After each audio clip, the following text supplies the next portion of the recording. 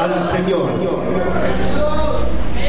En el Salmo capítulo 91, verso 15, el que gusta buscarlo, leerlo conmigo, hágalo, use la palabra.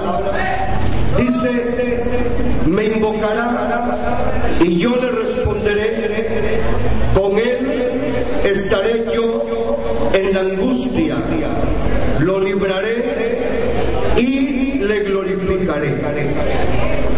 En Isaías capítulo 65 y versículo 24, la palabra del Señor nos dice también: y antes que clamen responderé yo, mientras que hablan yo habré oído. Y luego en el libro de San Lucas capítulo 11 y verso 9 dice la palabra del Señor: y yo os digo, pedid y se os dará, buscad y hallaréis, llamad y se os abrirá. A su nombre sea la gloria. Con esto que hemos leído en esta oportunidad en la palabra del Señor, lo que nosotros podemos encontrar claramente son promesas que han salido de la boca de Dios especialmente para su pueblo, y muy especialmente si el joven lograra captar, comprender y entender estas promesas. Yo le diría que el pueblo del Señor tendría un gran futuro con esos elementos jóvenes que estarían captando estas grandes promesas del Señor para con su pueblo. En estas promesas que hemos leído, el Señor se compromete a responder, a poner atención a cada petición que uno presenta, que uno pone delante de su trono, delante de su altar.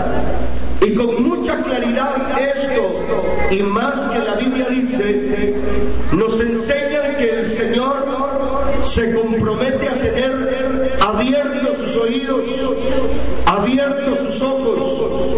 Específicamente dice la palabra al clamor que se hace en este lugar. Viéndolo desde el punto de vista espiritual, para nosotros la iglesia, este es un gran recurso. Es uno de los recursos más grandes que la Biblia presenta con mucha claridad al pueblo del Señor, para que nosotros lo utilicemos, lo practiquemos, creamos en él, así como está escrito en la palabra del Señor. Pero por otro lado, mis hermanos, también podríamos decir que la iglesia del Señor, como todos bien sabemos, tenemos un gran enemigo, con nombre, con apellidos, con nombres que lo identifican, que sabemos quién es.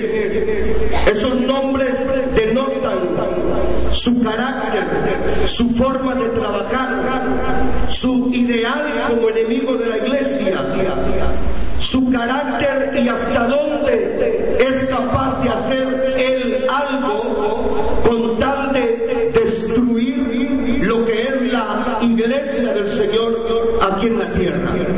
Se le conoce como el nombre de diablo, demonio, Satanás, serpiente antigua y todos los demás nombres que usted pueda conocerlos para identificar a ese ángel caído que es el diablo.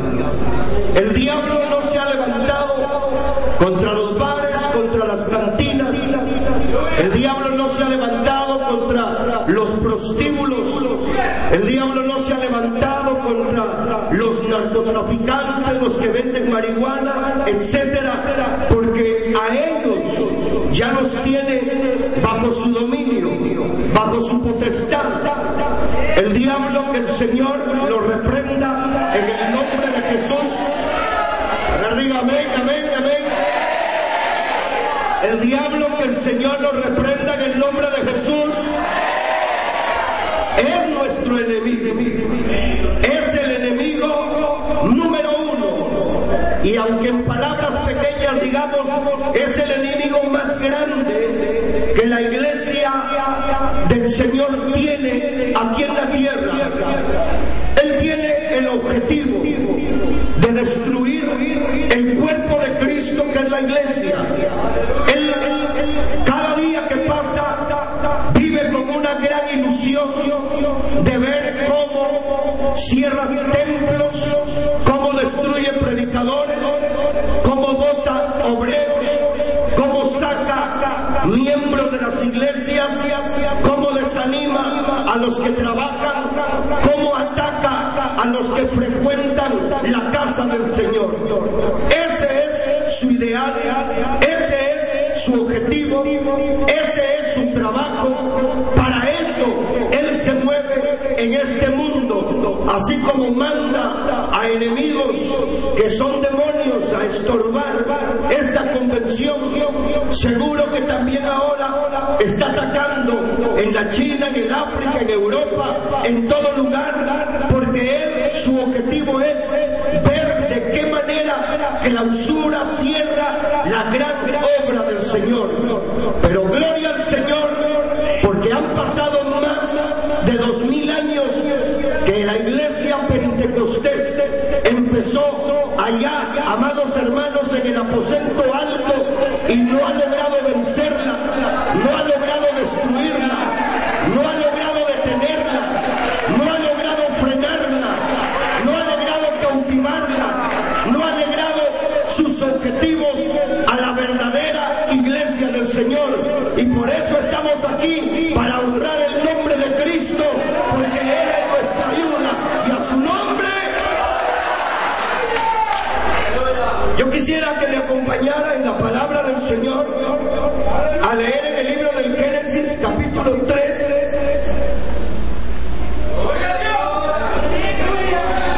Y versículo 10. Génesis capítulo 3 y verso 10. Cuando lo tenga, dígame. Dice la palabra: y él respondió: oímos en el huerto, y tuve miedo, porque estaba desnudo. ¿Cómo dice? Y me escondí. Usted que lee bastante la palabra del Señor, usted ve que la Biblia está hablando de la primera pareja, Adán y Eva. Dios los había creado perfectamente. No habían tachas, no habían enfermedades, no habían cosas malas que afectaran la salud, las emociones, el corazón, el alma de esta pareja o primera pareja de seres humanos, Adán y Eva. Pero en este versículo oímos con mucha claridad lo que Adán siente, lo que Adán experimenta, lo que Adán está viviendo en ese momento. Y al hablar con Dios dice: tuve miedo al oír tu voz, corrí y me escondí, tuve temor, estuve aterrado. Dios, cuando los hizo a ellos y los puso en el huerto del Edén, ellos no sabían que era miedo, ellos no sabían que era terror, ellos no sabían que era depresión, ellos no sabían que era sentirse angustiado, dormir triste, desesperado. Ellos no sabían eso. ¿Sabe por qué? Porque se habían mantenido antes de ese verso intactos al pecado. El enemigo no tenía cabida en el hogar, en la mente, en la vida de esta primera pareja. Pero como usted ha leído el capítulo 3, todo el capítulo habla claramente, desenlaza esa escena como que fuera un resbaladero donde Adán y Eva empiezan a descender de la posición en que Dios los había colocado, y empezaron a descender de la posición que Dios los había colocado por una sencilla razón. Empezaron a oír, a prestar atención a la serpiente, a esa serpiente antigua que de la misma manera que infectó el oído, la mente, el corazón de Adán y de Eva, sigue infectando mentes, corazones y oídos a través de su forma de canalizar lo que quiere canalizar en creyentes descuidados, en jóvenes descuidados, en señoritas descuidadas, en caballeros descuidados, en obreros descuidados, en iglesias descuidadas también.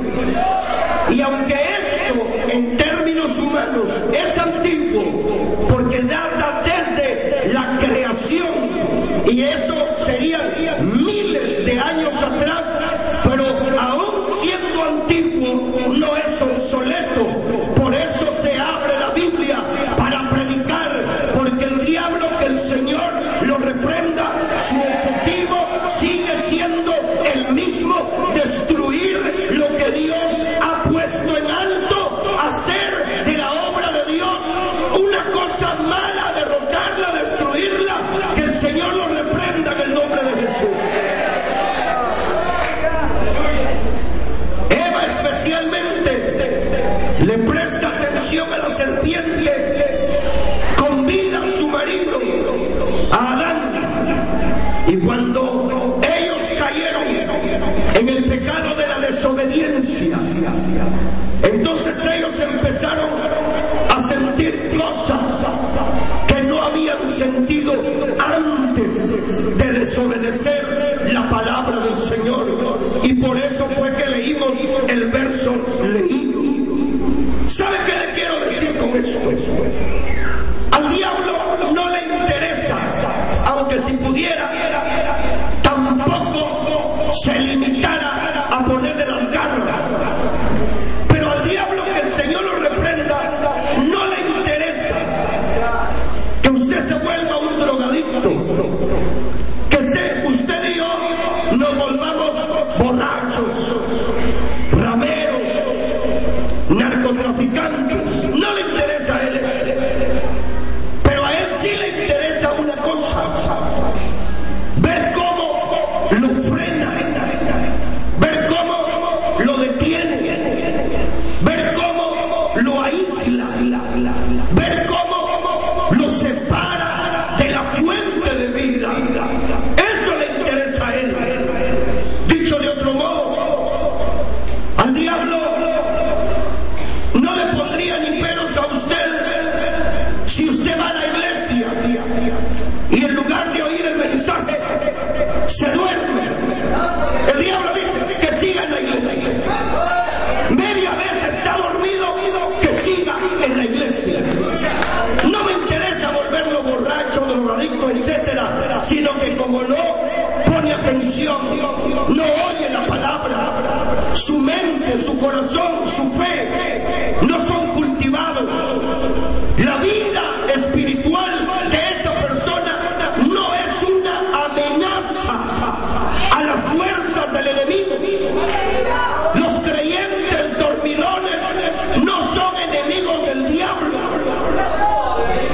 Si usted se para frente a un león, usted huye, usted corre, porque sabe que ese animal de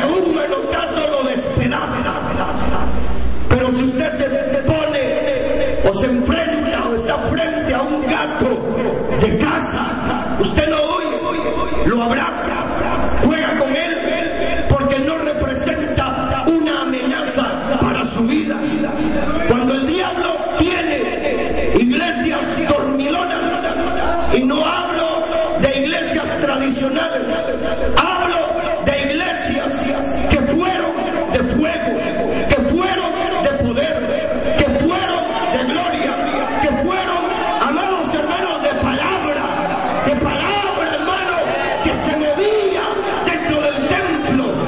Pero a medida que el descuido se filtró, se descuidó la exposición de la palabra. Alabado el nombre del Señor. La gente que empezó a llegar empezó a cabecear, a dormirse, porque no había quien lo despertara, porque no había quien lo sacudiera, porque no había quien lo amonestara, porque no había quien hiciera algo para que no se filtrara ese mal dentro de esa iglesia. ¿Cuánto da gloria al nombre del Señor? A ver, mira el que está a su lado, y si está dormido, sacúdale la silla. Si se enoja, es su problema. Pero el creyente que no se deja poner las garras del enemigo en el alma, sabe que a la casa de Dios, a la convención, a la confraternidad, se va a adorar, a exaltar, a engrandecer el nombre más grande que se llama Jesucristo.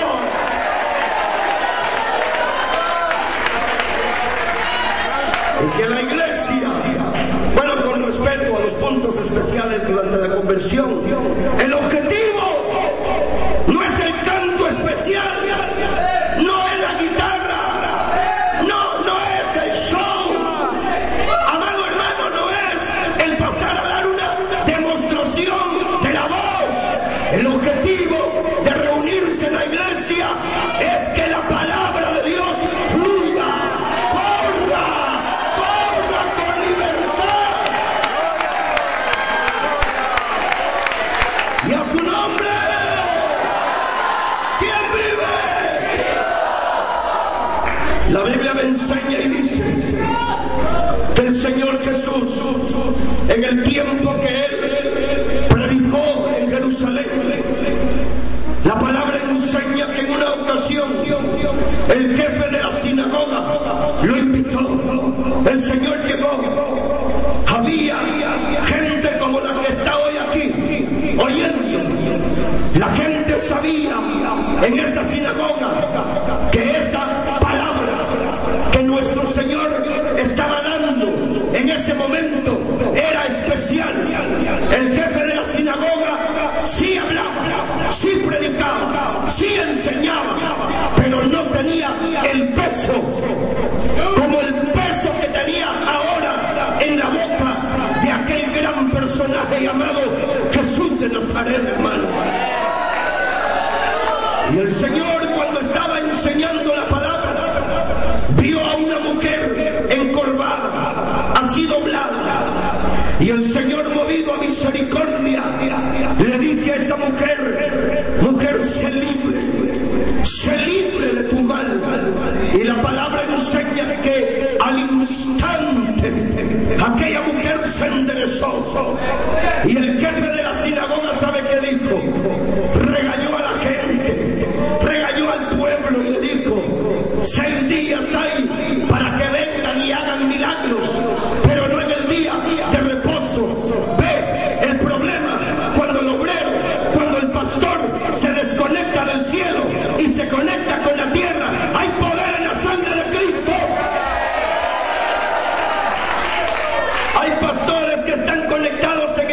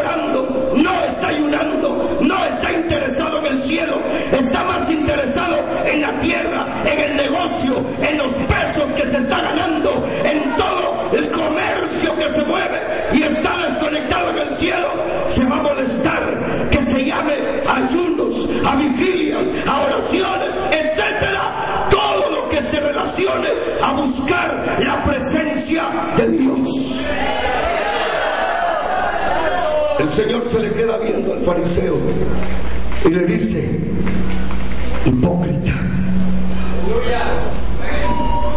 Y el líder dice: ¿por qué? Porque hoy, antes de venirte para acá, desataste tu asno, ese animalito, y le diste de comer. Y hoy, que es sábado, perdón, o día de reposo, y el Señor le dijo: y esta hija de Abraham, ¿sabe qué me llama la atención? La fecha, la cantidad de años. Le dice: hacía 18 años estaba atada por una ligadura de Satanás. Y el Señor dice con autoridad: pero hoy ha sido libre.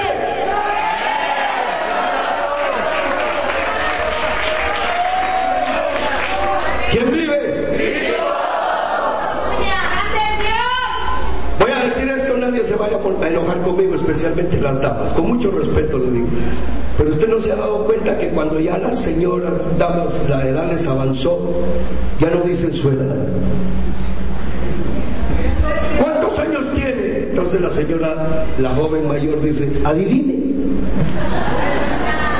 Pero no lo dicen. ¿Sabe por qué? Con mucho respeto, porque les da un poquito de vergüenza. Pero yo pienso que una iglesia evangélica que le preguntaran: ¿hace cuántos años está fundada esta iglesia?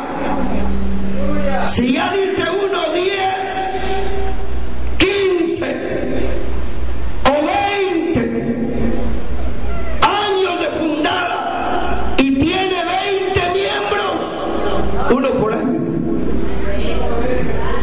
Yo digo que ese pastor debería de agachar la cara de vergüenza y decir: 20 hermanos.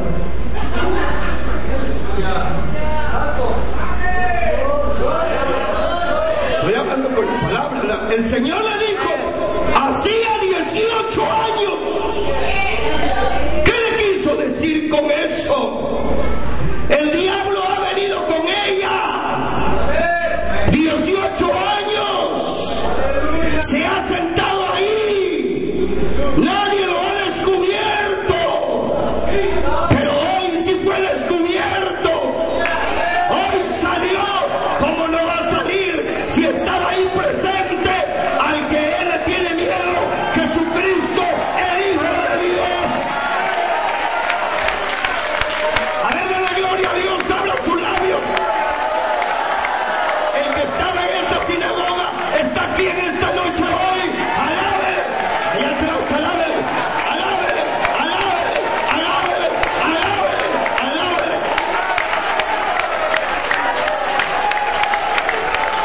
Poder en la sangre de Cristo.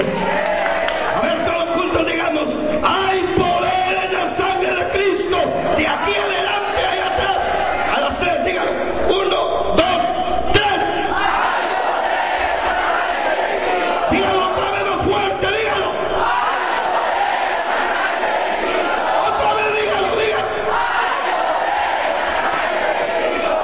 Y por si habría algún diablito ahí, se fue. Se fue porque usted está alabando al nombre que es sobre todo nombre. Oh, aleluya. Entonces dése cuenta de algo. Satanás, que el Señor lo reprenda, no está interesado en sacarlo del evangelio. No le dice a algunos: estate ahí me sos más útil que allá afuera. Porque cuando el pastor dice: hermano, vamos a ayunar, entonces el diablo dice: trabaja. Y el que no le gusta dice: no voy a ir, para desanimar a otro. Oh, se fueron los amenes. Hermano, vamos a hacer una vigilia de oración.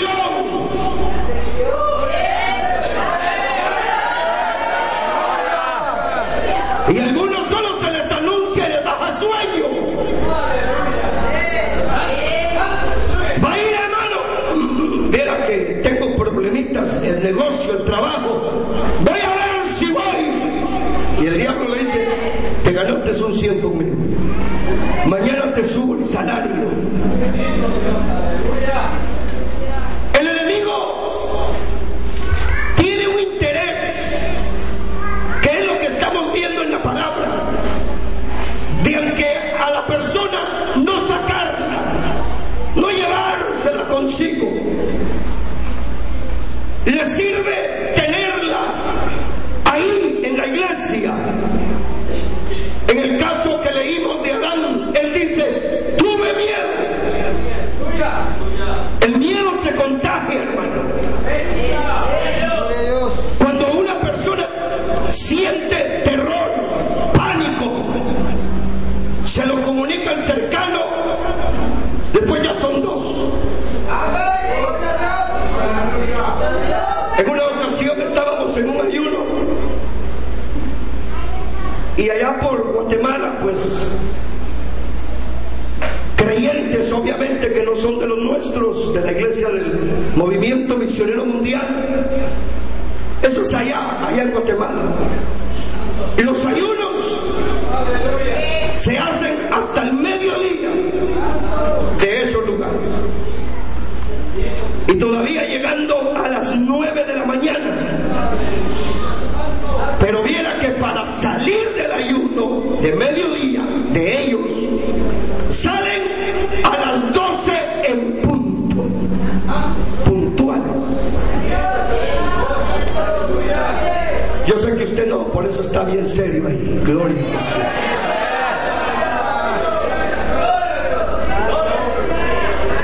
Y una de esas personas llegó una ocasión o hablaba conmigo de eso, y yo conociendo eso le digo: no, aquí hasta las 6 de la tarde y sin agua, para la gloria de Dios.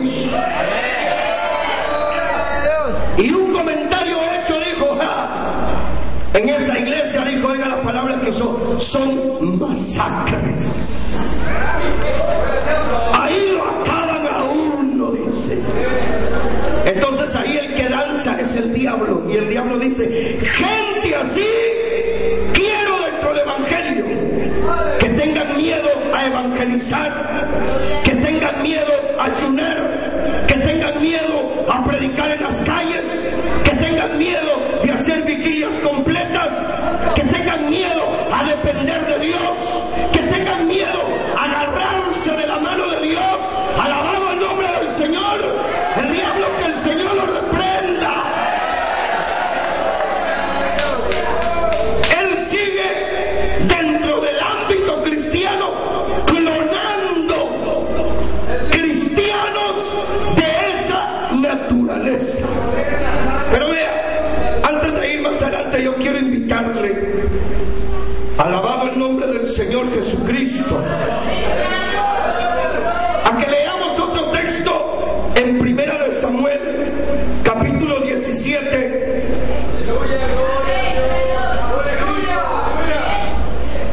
Primera de Samuel, capítulo 17, versículo 11. Primera de Samuel, capítulo 17, verso 11.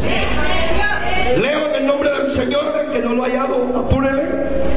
Dice la palabra: oyendo Saúl y todo Israel estas palabras del filisteo, oiga otra vez, se turbaron, y aquí aparece otra palabra, y tuvieron gran miedo. Hay muchos del miedo, ni abren la boca para leer. Vamos a leer otro verso que está en el verso 24 del mismo capítulo. Y todos los varones de Israel que veían a aquel hombre huían de su presencia y tenían gran temor. Yo quiero aprovechar este tiempo que tenemos. Quiero que, alabado el nombre de Cristo, a ver, alábele que Él vive, hermano. Aquí mismo en Primera de Samuel, capítulo 30,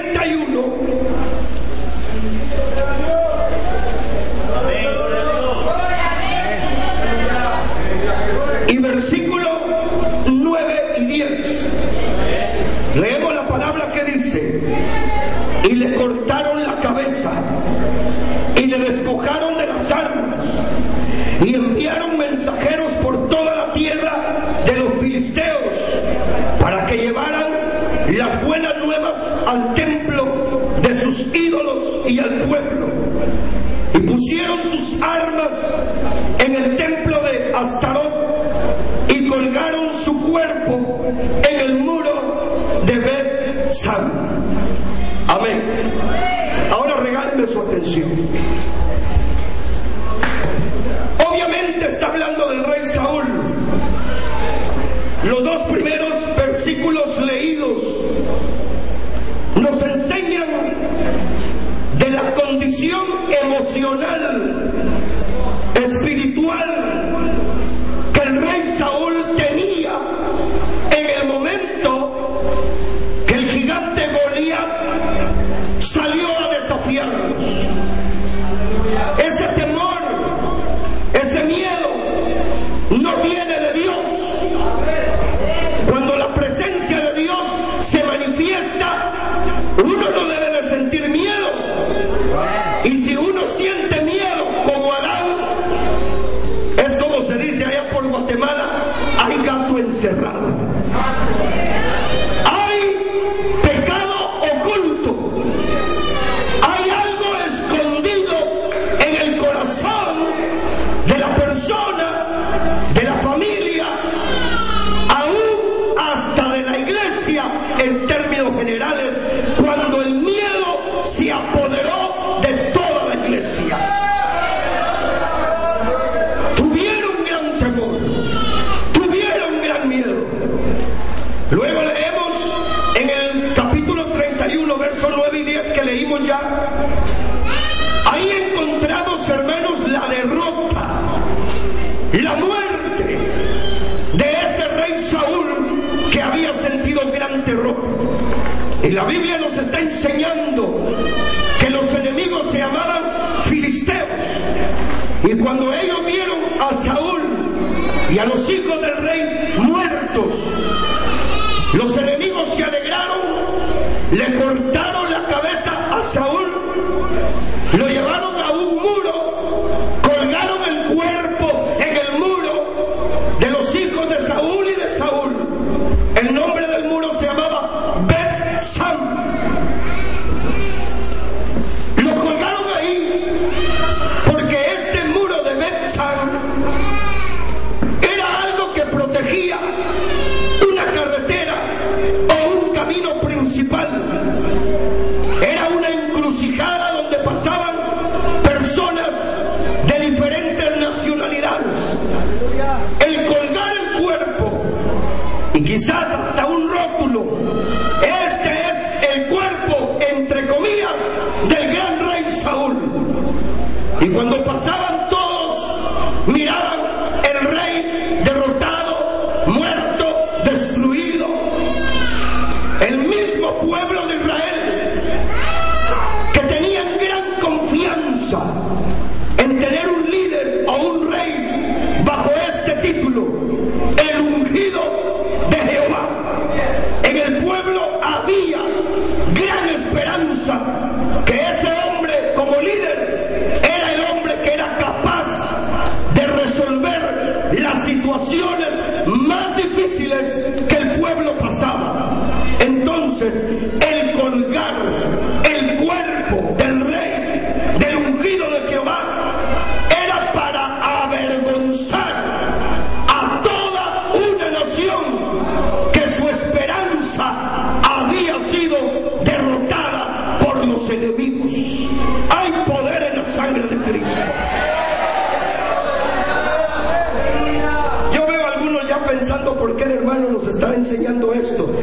Aguántele un poquito y va a ver lo que el Señor le va a seguir hablando, dándole a través de la palabra. A ver, alabe. Allá todos alaben que Él vive. ¿Quién vive? Se da cuenta del plan, de la estrategia, de la idea que el enemigo tiene. Hay un líder de jóvenes que el enemigo lo va a destruir para que sea mal ejemplo al resto. Hay un obrero, un pastor. Obviamente, si no se cuida o no nos cuidamos, el enemigo va a atar nuestras manos, va a atar nuestra alma, va a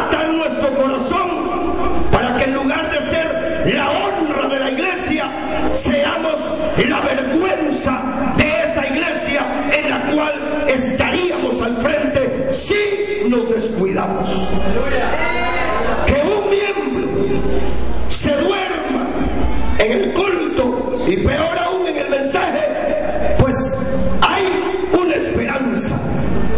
Pero que un pastor, que un obrero, que un aspirante al pastorado empiece o esté viviendo actualmente que solo aguanta oír 15, 10 minutos de mensaje, 20 minutos de mensaje, ese pastor tiene que hacer dos cosas, ese obrero tiene que hacer dos cosas. Una, humillarse, pedirle perdón a Dios y pedirle a Dios que lo cambie y lo levante, y si no quiere hacer eso, renunciar, porque no va a ser un buen ejemplo, no va a ser un buen líder, no va a ser una buena demostración a la gran obra del Señor.